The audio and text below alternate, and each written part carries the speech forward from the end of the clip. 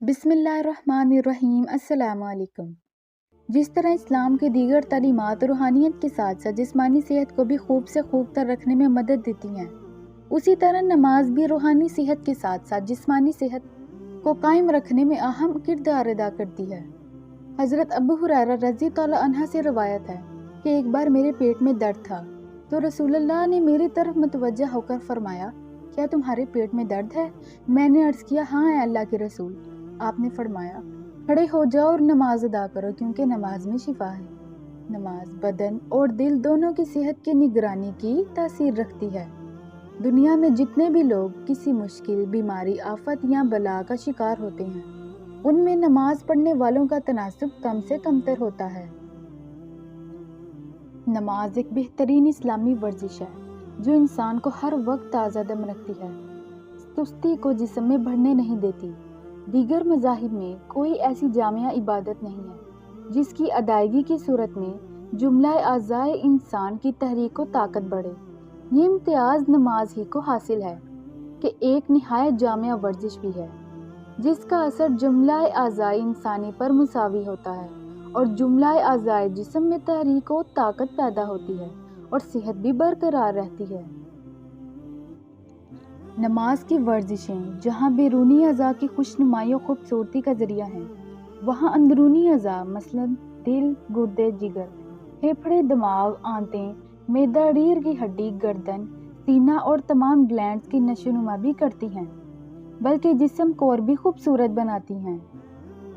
कुछ अमराज ऐसे हैं जिनसे सिर्फ नमाज कायम करके महफूज रहा जा सकता है, क्योंकि नमाज की अदायगी से जिस्म में इन अमराज के खिलाफ कुव्वत मुदाफ़त में इजाफा हो जाता है।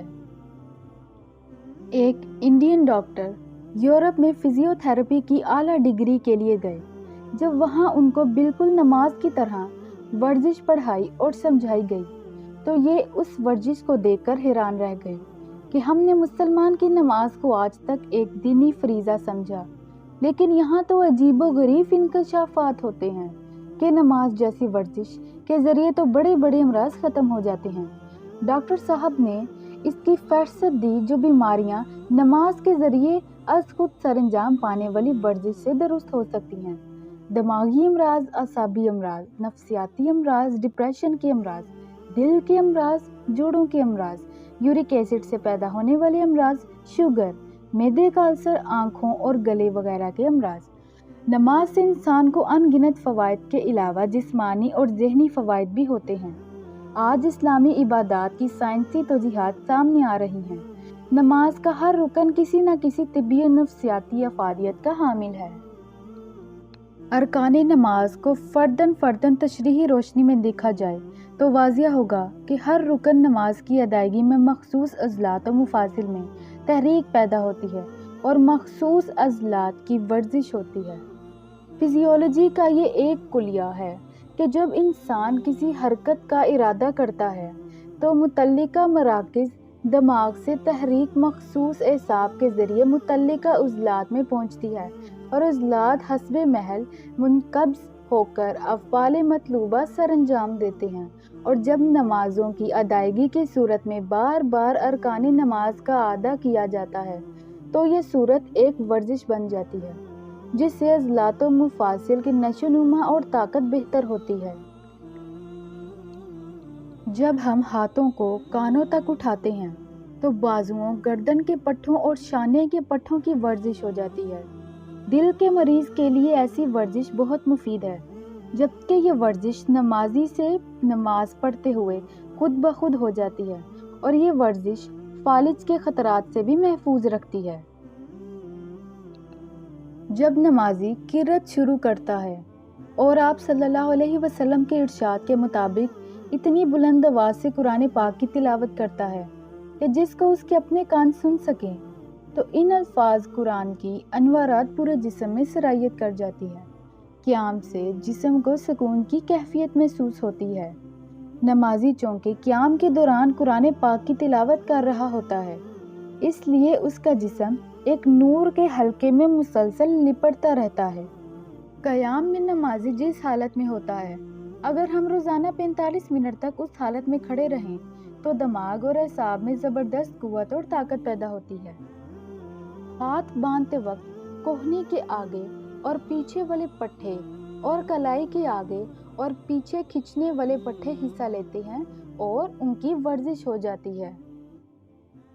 نماز میں عورت اور مرد ایک مقام پر ہاتھ نہیں باندھتے، بلکہ مرد ناف کے نیچے اور عورت سینے پر ہاتھ باندھتی ہیں۔